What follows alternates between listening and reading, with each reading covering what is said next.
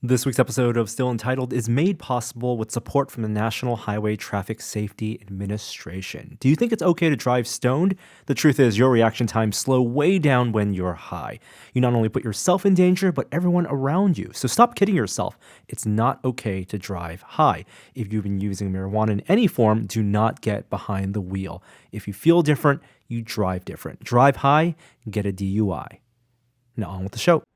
Welcome to Still Entitled, the Adam Savage Project. I'm Will. I'm Adam. And I'm Norm. Well, good morning. Hello. Hey, everyone. Hello, you wonderful nerds.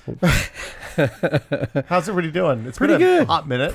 Yeah, I know we actually did not have a podcast last week. Apologies. Sorry about that, everybody. Out there. So there are quite a few things to catch up on. You guys went to the Silicon Valley Comic. Wow, has it been since then since we've talked? I haven't seen you since Comic. Wow, that Since was before great. then. That's right. Yeah, I met Arnold Schwarzenegger there. Really? Yeah. Was he huge? He's a big guy. He said, "I like your lean look. Keep it up."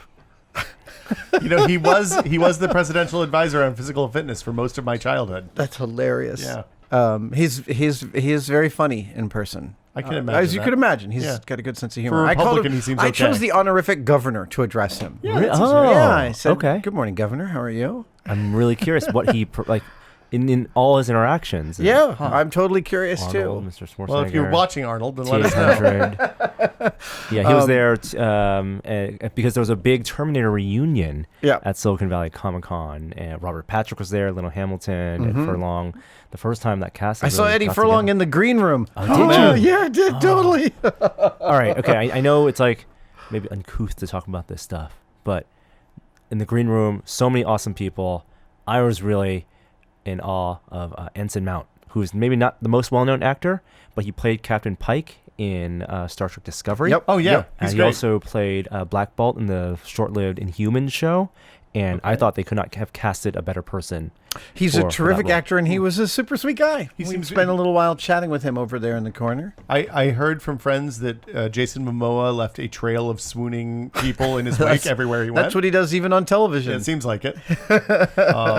But you did. You were there for. You did Incognito. I did. I and did a Star-Lord incognito, and this was a hasty incognito. It was about 3 weeks ago that we were like, "Whoa, we're back from DC, and Silicon Valley is like just around the corner." So I scrambled, and for a mad scramble, I mean, this is the luxury of having this shop and these amazing people working with me. But Mel and Jen and Kate Sabaker came in, and we put in like a full, probably all four of us for like 6 days. You guys were working on it every time I came in. We were for burning 2 or on 3 it weeks. for a solid week and a half, and the costume came out way better than I thought it was going to. I mean, it's a beautiful rendition of Volume 1 Star-Lord from the opening scene. First of all, Volume 1 Star-Lord. Yeah. And we see a lot of like Infinity War Star-Lords, a short jacket. You like the long jacket. I had managed to the Star-Lord costume is what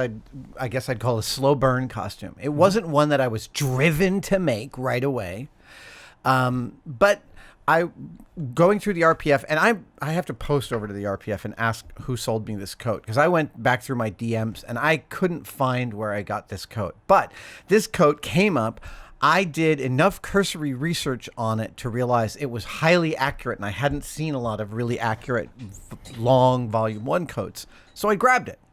You'd been working. You got the code. It was a while ago. Yeah, 'Cause like I remember maybe 2 or 3 years Yeah. ago or something, maybe even more. Yeah. And then I gathered a couple of other parts and pieces, and then it turned out my friend Joe, who goes by Joe Atresh on the RPF, had been monstrously, delightfully obsessed with it and supplied me with a bunch of 3D drawings that he had done to use for my mask and my guns and my rocket controllers, and all of that came out great.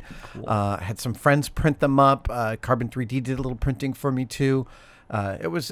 I'm so happy with how that costume came out. So- Huge team effort. You Yeah. didn't feel like you had to do everything, but at the same time, while you could have done like 3D printing on the Walkman, you chose to do styrene build. Well, You wanted to. I thought that was a really fun one-day build, and we haven't put We that have up not. yet. Yeah, No, so no, when we're we working put on that it. up, Yeah. the thing I like about it is a lot of people look at that build and they're like, the $400 Walkman. And there are a lot of people are making resin ones that they sell on eBay and even Amazon for like $20. It's a really easy, great, high reward build.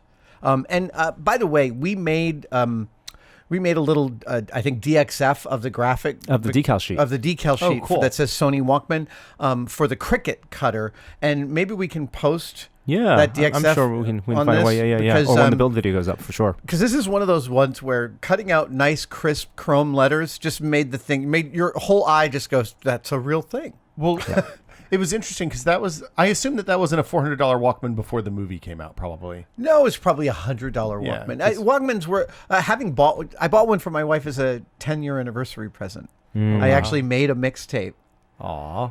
and I burned it onto a cassette. And I bought a Walkman, and I gave it to her and said, "This is a time machine." Recorded it on a cassette. That's really cool. But yeah, Walkman, running original Walkman. Yeah, they weren't $400, but they're about $100. Yeah. Okay. It was fantastic. I thought your dance was really good. I didn't. I actually watched the video and I was like, I really should have committed more to that dancing. Well, It was- in the moment, it's like with every cosplay, you feel You necessary. do. And also, maybe it's appropriate for Star-Lord. You feel more awesome than you actually come off, I should right? have Don committed Cheadle's more. off. I wanted to go farther. I You- wanted more dancing. I should have done a couple of twirls. Yeah, That's all I'm thinking. To play Star-Lord, you need a certain level of complete Abandon. lack of self-reflection. Exactly, and that's very Self-awareness. difficult for me to do. It's hard for any normal human being to do. So yeah, I watched that and I was like, I wish my dancing was a little more over the top. But the I got found instantly. My I tuft didn't of realize hair? that it's like how much of your forehead is totally visible. Yeah. It was pretty easy to spot me. Well, it's a smaller cost. Impressively, people are being blown away by the fact that you bolted yourself in that. I mean, you were bolted. Oh yes, that is what the first What? helmet I've literally Oh. had to screw me into the helmet. Yeah. Wow. Two Like, bolts. There's no way to Take it off fast. without. No. Yeah. No. Oh man, screwing that's, up. that's uncomfortable. I guess I could have overcome the tensile strength of the sintered nylon that made the helmet, but that would have been an You ugly just scene. Destroyed the hell. Yeah. Exactly. It's a good thing you don't get claustrophobic. Hey, speaking of that, we saw Lou Ferrigno at the con. I'm going to go ahead and say, like, one of the first things as a child I was really terrified of was the Lou Ferrigno Incredible Hulk. Oh, really? Because I thought, as like a 4-year-old watching Yeah. that on TV, Yeah. I thought, oh, if you get too angry, you're just going to turn green and start beating people up. Oh, Anybody nice. will.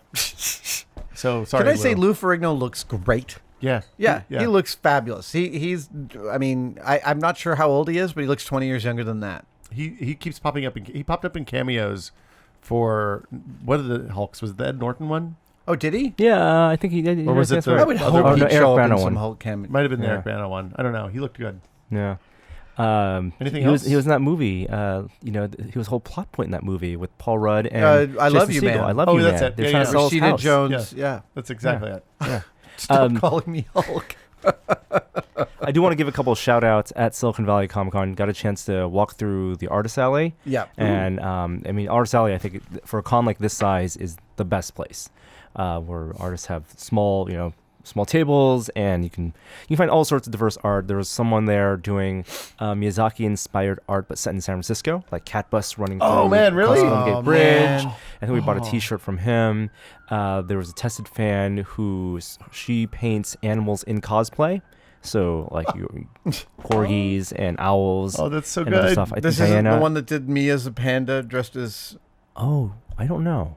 All right. Maybe. I don't know. And then I was looking for kits and stuff, and I found one guy who day job is a 3D modeler working for like Hasbro or some toy company, and just started doing his own line of tiny, like Warhammer style miniatures. Oh, okay. Like 16th scale or something? 64th Small, scale? yeah, real small, and they're all wax sculpted and then hand Ooh. cast. And I Wow. bought a few of those. Like Lost I Wax really love those. sculpting? That's Yeah. awesome. That's rad. I love Silicon Valley Con. It is a delightful. It's lovely that it's homegrown, but the fan interactions just feel more and more like a long-term friendship. You know? I had intended to come this year and was sad that I had to cancel, but next year I'll be there. It sounds like it's a really good time. It was fabulous. And we ran into last year Mike and Shelly, this couple who cosplayed together. They did a Totoro that you repaired last year, and she was the dark side. And this year they unveiled a man spider, so not Spider-Man, but a man spider. Oh, I saw the picture of that. Yeah. where it's Peter Parker turning into a giant spider Yeah. with big spider claws with PVC pipe, and it turns out that the fur of the man spider is repurposed Totoro. Oh my God! They took apart no. Totoro. Totoro was took They apart. skinned a Totoro. Oh, that's Yes. the worst thing I've and, ever and heard. then put it over a bodysuit, over a harness, and then stretch. You know, one of those nylon or spandex costumes you can get. Yeah. That perfectly fit over, and then tore holes in that so the fur pops out. And then did their own sculpt and hair punching for the mask. It I'm looked just gorgeous. really disconcerted by the idea of somebody using a skin Totoro to make a Cronenberg Spider-Man. Yes. That's awful. Yeah. That's Really absolutely good. That's the best. Really good. Well, speaking of Spider-Man, Yeah. I think we have all finally seen Spider-Man Yeah, I Far From watched Home. Far From Home this weekend. This last week we were in a secret location, and I watched it in the hotel.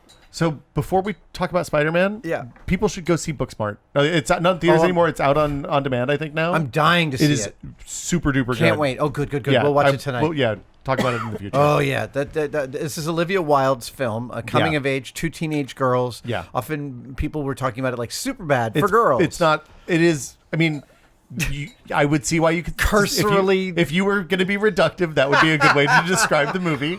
Welcome to the internet. But yeah, it's very worth watching. It's very Good. sweet. I can't wait. The trailer made me super excited. I just wasn't able to get out to see it in theaters. Sorry. It's very real and painful in a way that I remember being like, When you were a 17 17-year-old girl. when I was a 17-year-old girl. Overachieving in high school.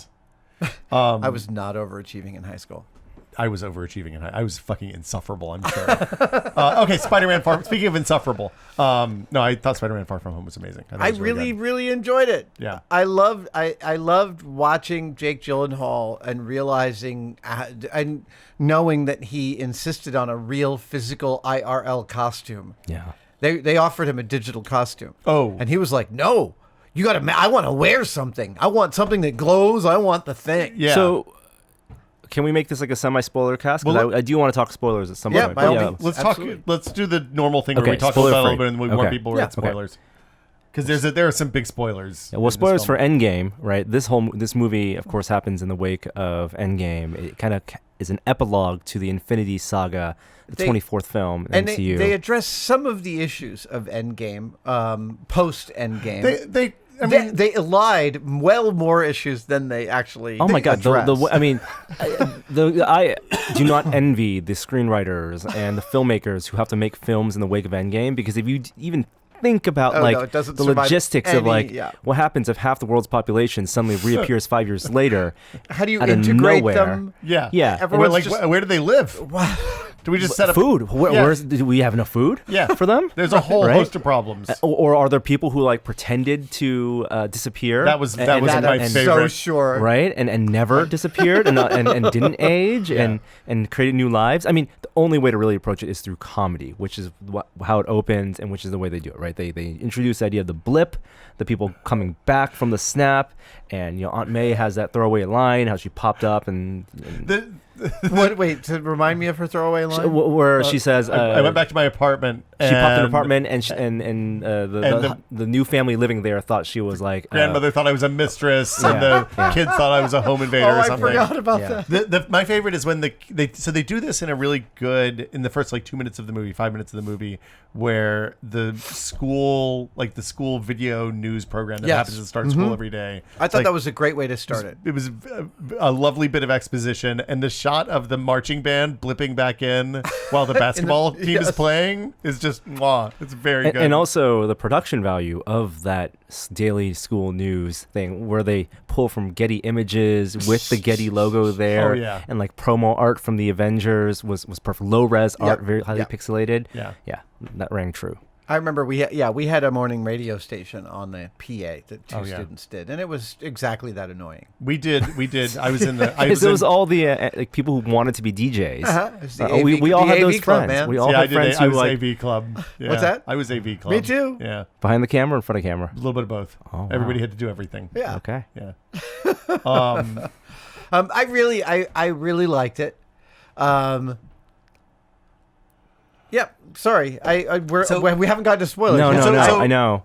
One thing so I accidentally saw it 3 times because I went with my alone and with my wife and my daughter all separately, which not three times is too many for Far From Home.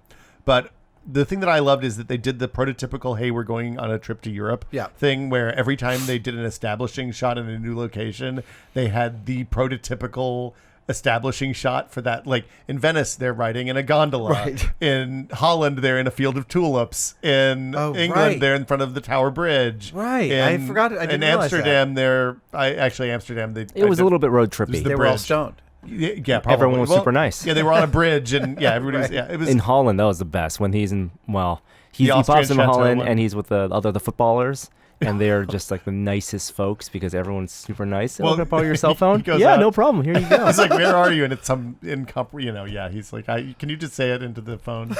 It was all like the good European movie road trip tropes jammed into a Spider-Man movie, which I really appreciated.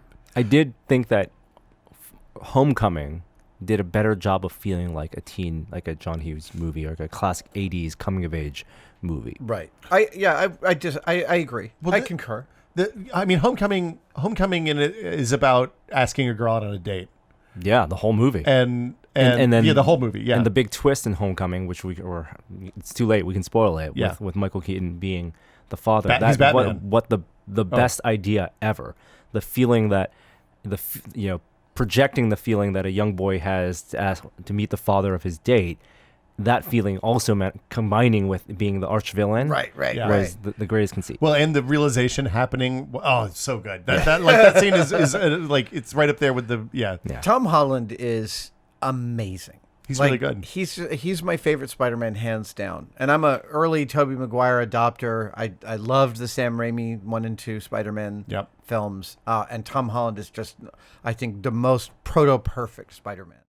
Before we continue with this week's episode, I want to let you know that Still Untitled is also made possible this week with support from World of Warcraft Classic. That's right. Get ready to return to an era lost to legend because World of Warcraft Classic is available now. Coming just in time for the game's 15th anniversary, World of Warcraft Classic invites players to return to the world of Azeroth, just as it was during its earliest days. This faithful, authentic recreation captures the danger, excitement, and glory of the original game and relive the timeless adventures that defined World of Warcraft's legacy. You can fight for the Horde or the Alliance in an ongoing struggle between South Shore and Terran Mill, then gear up to take on the dragons of Blackwing Lair as more of the original game's legendary content opens over time. There's so much more to discover and explore. WoW Classic is included with your regular World of Warcraft subscription at no additional charge, so you can switch between the original experience and the latest content as you see fit. World of Warcraft Classic is available to play right now. Just head over to wowclassic.com/stilluntitled to learn all about it and get ready to relive the legend. Once again, that's wowclassic, wowclassic.com/stilluntitled. Now back to the conversation. So do we want to talk about spoilers? Yeah, let's go right in. There are many spoilers to talk about. So I want to talk about the first spoiler. So they can turn off the first spoiler, which is Jake Gyllenhaal. The realization that Jake Gyllenhaal is pulling a con. Yep. Is really heartbreaking. I mean, and it's heartbreaking twice. One, because you realize that he has fooled him. Because the moment he hands him over, I was like, "Oh, that was really quick, there, Spider-Man." And then he hands it over, and then Jake Gyllenhaal turns to the group and is like, "Get this stupid costume off me!" And it's insult to injury. It's the con, and then there's the fact that he has no respect for his opponent. Oh well. I don't know that. I didn't feel like he had no respect for his opponent. I felt like he was just kind of a sociopath. Yeah, 6-1 potato. But you wanted it to be true. The mentorship, the hole that was in Peter Parker's life when Tony died, you wanted that fun. You felt like there was a genuine affinity there. They're sitting on the roof. They're talking about life and girls and Tony Stark. And I think that's the success of the film, because it's hard to go into this film when they say Mysterio is the other character to not do a quick Wikipedia search and read that Mysterio is a villain in the comics. Well, and so they do a good job of trying to subvert at least that expectation initially. And to be honest, that scene where they're talking on the roof is one of those. Here's what Marvel gets so right is Here's a kid in a superhero suit sitting on the corner of a roof, and a guy named Mysterio is landing next to him, and all you're paying attention to is the character dialogue. Well, that's like amazing. Perfect. Well, and the thing that they do, the thing that they've done with Spider-Man really well in both the MCU and the Sony films is that, I mean, I guess they're both MCU in the Tom Holland era, is that they've made it really clear that he is aware of his limits as Spider-Man. Like he has the choice at the end of Homecoming to become an Avenger and be like the universe's Spider-Man. He's like, I want to be your friendly neighborhood Spider-Man. I'm not ready for this yet. I want to go be a high school kid. The Washington Monument was the tallest he'd ever climbed. He was more about 5-story buildings than 100-story buildings. Yeah, like there's not even that moment from Spider-Verse where Miles Morales takes the leap of faith and falls into the city from the 40-story building. Yep. And this movie continues to reinforce that, but this movie is about that struggle of him feeling like he needs to fill the void that was left by Tony Stark, and also find the father figure that Tony Stark that he lost when Tony Stark dies. And also, I think that the desire to keep it small is from some trauma, right? Yeah. Like, and that's pretty clearly part of the character is his sense of fortitude is that he needs to keep it small, and he needs to still somehow be 16. That's a tremendous amount of self-awareness for a kid in the middle of adolescence who also happens to be an Avenger. And to the credit of the Marvel Studios and the writers and the filmmakers, they can communicate all that without having to show Ben Parker's Uncle Ben's death, and without having to say the great power, great Let's run this one more responsibility. time. They also do a huge shout out to how great Zendaya is. She's astounding. Like the scene on the bridge when the scene when he reveals that he's Spider-Man and she jumps ahead and it's like, you're Spider-Man, right? And he's like, no, I'm not. That wasn't what I was going to tell you. But then the vulnerability they both have when they lie to each other about, is that why you were following me? Yeah. And then that again is the heart of it, is the teenage relationship that everyone can relate to. I like the fact that, and I'm not sure because I don't read a lot of online discussion about this, but is there discussion about the fact that she's clearly a little spectrum-y? That her character's a little spectrum-y? I don't think so. I think that she is. I think that the character is slightly on the spectrum. I think it's what makes her, that gives her that slightly flat delivery. She does a lot of face acting. Like there's a lot of expressiveness. Yeah. It's the thing, watching the movie 3 times, I'm like, oh, wow, she's doing a lot with her eyes in this bit. And it's clearly, like, I agree. I think now that you say that, I see it, but I hadn't thought about it. So that's an interesting thing that, like, maybe he doesn't see that she's more like him than he realizes. But she's fantastic in both movies. She's very compelling and very real, and they don't just make her a cardboard cutout at all. She was really served well by the first movie, not realizing that she's MJ until the very end of the film, and her kind of you think she's like the female sidekick, deadpan, comic relief character, and then you're like, oh wait, this is something, I missed something important here. The thing that I love is him figuring out the Edith bit. Like, the Edith is a really lovely MacGuffin for this movie because it actually gives him way too much power. It's incredible. Yeah. It's an amazing convention, and I found it really thrilling. I was like, oh my God, I got to get a pair of those sunglasses. Yeah, I figured you were already working on it. They were saying that those sunglasses, which are the sunglasses or the glasses that Robert Downey Jr. wears in like the previous films, right, the big ones, they only look that way because Robert Downey Jr. is the only person who could pull those off as Iron Man, as a prop choice. Like, the actors pick their hairstyle, pick their props and the glasses, and he could pick for the Tony Stark character.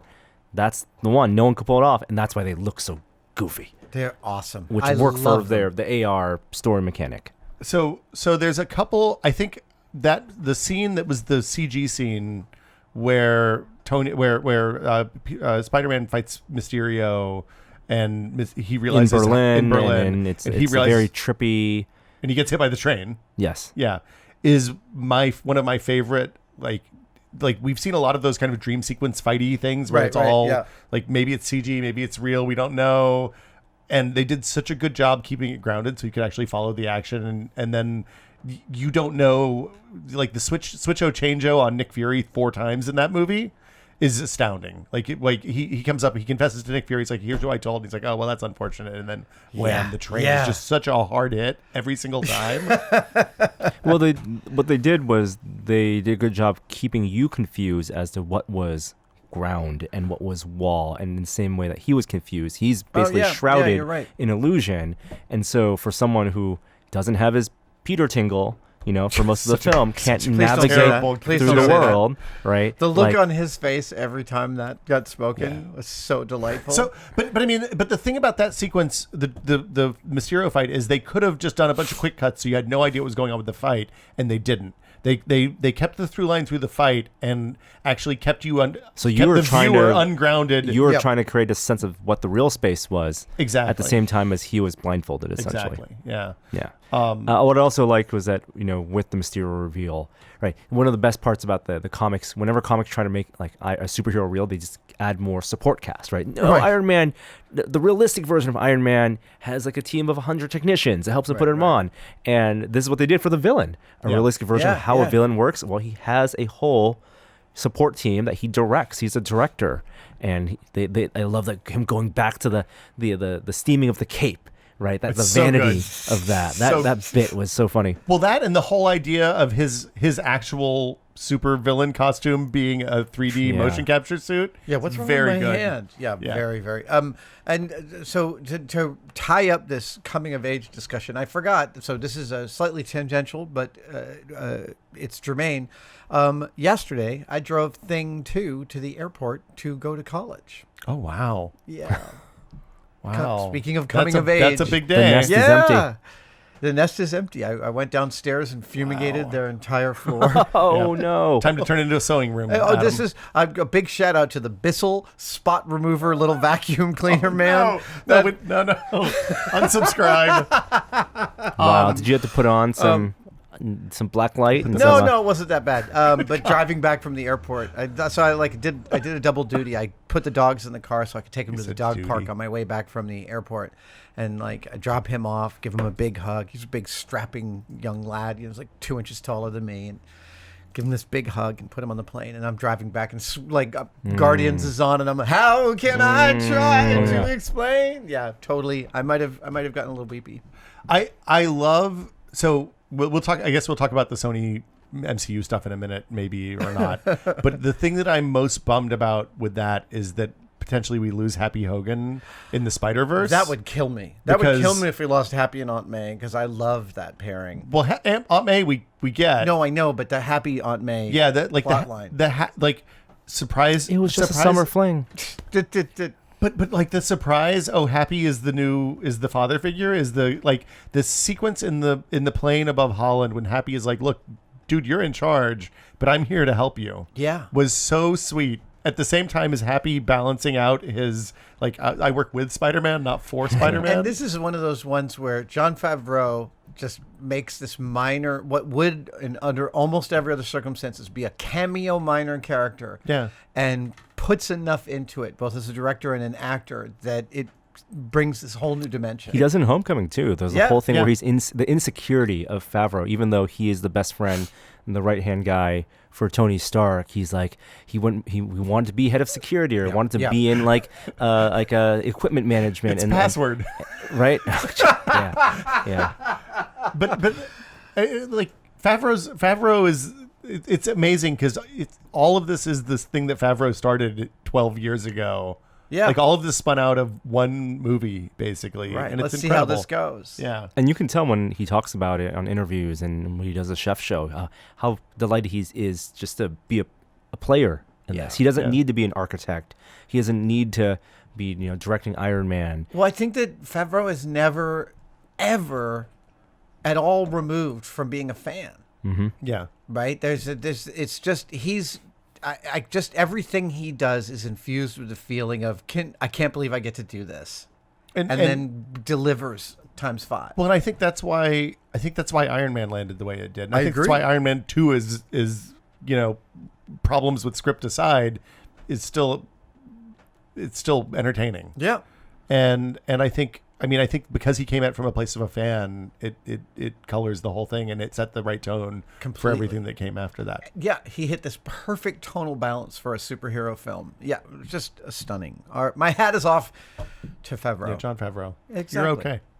And of course, and gosh darn it, people like you. The big news from last week. Oh, do we have to talk about this? I mean, I think I know we do. I think it's worth talking about in the sense that there's a week that's passed now, and people have, Sony and Marvel are having trouble figuring out their deal so that they can both make crap tons of money making Spider-Man movies that are good. I mean, look, Sony made a Spider-Man movie that is, I think, my favorite Spider-Man movie ever.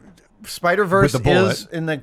So we were talking about this before the podcast. There's definitely a film festival to be done of how did a studio let a movie this great just happen. I think I think they just sacked enough executives as they were going. That, it was it was so Spider-Verse is so singular and such a unique and perfect vision. I'm so happy it exists. It's like the Matrix. And that's the thing. I think you had an incredible creative team of Phil Lord, Chris Miller, first Into the Spider-Verse. They were giving a lot of creative freedom, and I think that's a reason to be optimistic. The strength of Spider-Man isn't in that he's in the MCU, isn't in that he's a part of Infinity War and Endgame. That's gravy. However, the contrast between the Andrew Garfield Spider-Man movies and the Tom Holland is really significant. I mean, I love Andrew Garfield as an actor, but Tom Holland just blows him out of the water. There's a thing that Tom Holland does. But he's still doing it. I mean, he's going to be Spider-Man. He's come out and said it may be different in terms of how it's connected, but they're making more Spider-Man films. The people in front of camera are presumably the same. People, I mean, as long as the creative team, I think, is there, well, I'm excited for it. I mean, the thing that Tom Holland brings is like Tom Holland seems like he's okay not being cool, which is a thing that's important for Spider-Man. Yeah, and like even Tobey Maguire is pretty cool in most of those movies. Oh, did you Spider-Man 3?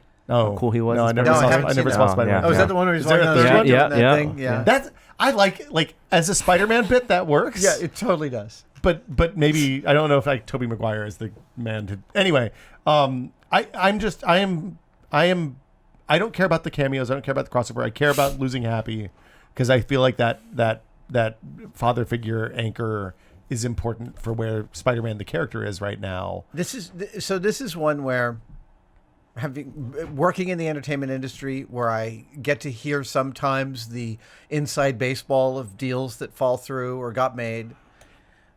I know enough of these things to know that the story is rarely what you think the story is. Oh, yeah. And this one makes me sad that I don't know the actual story. I would love Marvel and Sony to solve their differences and for their collaboration to be as fruitful in the future as it has been in the past. I mean, they made $1 billion. I know. There's plenty of money to go around. I don't know what the deal is, but I mean, Kevin Feige, I think he said it best. He said they knew they only had a finite time to do this, and they'll always be happy with what they were able to do. And so they should be. Well, and Sony came out and said a couple of days ago that they completely understand Disney's lack of interest in putting someone whose time is as valuable as Feige's on a product that they don't own. Right. Which is fair. Totally. So yeah, I'm disappointed. I'm sad.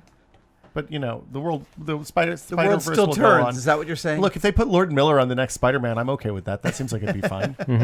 Yeah, this is totally true. And it really isn't the end of the world if Spider-Man's not in the next big Phase 4, Phase 5. There's so many characters. They're going to space. They don't need Spider-Man in space. He's been to space already. Bitch, you've been to space. Yeah. Who here's been to space? Yeah. So there you go. I think that's a reasonable place to stop. Yeah. Yeah. What's coming up on the site this week? Well, we have a really cool. You put on a suit of armor. Oh yeah. Ooh. That's prop think store. Yes. Ooh. There's an incredible suit of armor that Adam gets to put on. Can I give it just a tiniest bit of kind of tease? Yes. Norm and I and Joey spent last week on the set of a thing which we can't talk about for I think like 10 months. Something like that. But when we do. Whoo, boy, are you going to be excited that we were there and got the coverage that we did because we visited a really cool set and got to see some awesome stuff. That's all I'm going to say. Incredibly mysterious. As soon as I leave, you guys start doing cool stuff. That's fine. New Zealand, movie sets, whatever. I'm just if you need me, I'll be over here. And sad in the corner. Project Egress build is just about a week away, where it's being wrapped up. Smithsonian's doing some awesome stuff. We've been building ancillary material around it. That's it. The delay for Project Egress posting that video has been that we're working hard on making sure that we have a structure that can highlight all of our collaborators. So Jen Schachter's been doing a tremendous amount of project management, making sure that when we launch, we have all that support. And I cannot wait for you to see this. These live builds, man, I'm so excited about. Have people started sending in their own doors? Pictures of their own doors? We've had a couple of people that have their own doors in progress, okay. but no, I haven't seen many in a couple of weeks. Okay, and I'm curious. You should send them in if you're working on one. Yeah, one. Absolutely. If you are working on your own hatch, whatever scale, send us some pictures. So more live builds in the future, though. Oh God, yeah. This is a whole new kind of theater. It turns out that I have this one piece of institutional knowledge above most others I got from MythBusters is the ability to design a project that I can really probably get done in front of a crowd by the end of that day.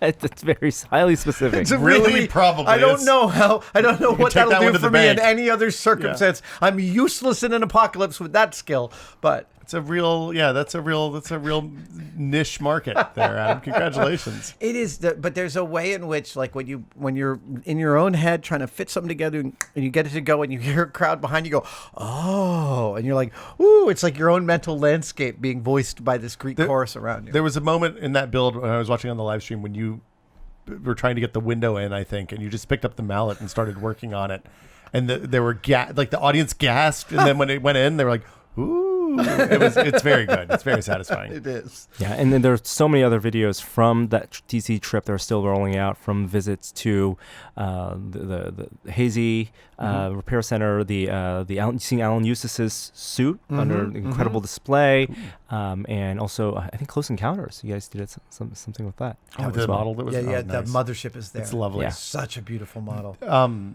The way the restoration stuff works there is that video was really good. It was lovely. And everyone there is having they are as excited as you want them to be about what they get to touch and fix. So when I went to the Garber facility 25 years ago, probably, which is up in Maryland, which is where they do like the big, it's where they like restored the Enola Gay that kind of stuff.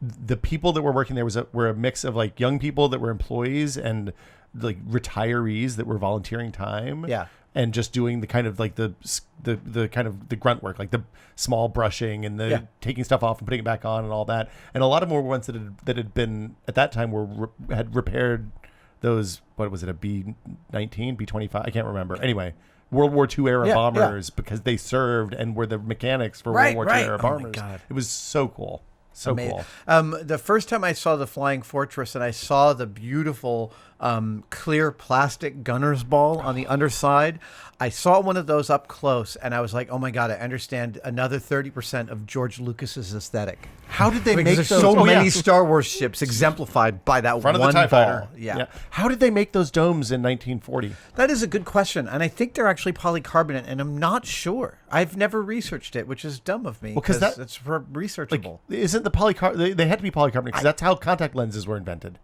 This may be an apocryphal story, but the thing I always heard was a flyer had a shard of plastic in his eye, and it didn't irritate his eye from an impact on a canopy. Oh, anyway, I did not know that. Let me know that that's wrong. Did in the not comments, know I guess that. This is rambled on. This is the longest post ever. This is Norm's not getting any. anxious. All right, that's all right. And there is a new clip from Rise of the Skywalker. Oh God, I'm right. I have to watch that. I wish I hadn't watched it. Oh, really? Yeah. Okay. Ooh, I had the opposite thinking. Well, maybe we'll discuss this off camera, but I think if it's the last thing you can watch, you should watch. We have to end this podcast. We're going on. Let's just do another one. Let's roll right into the next one.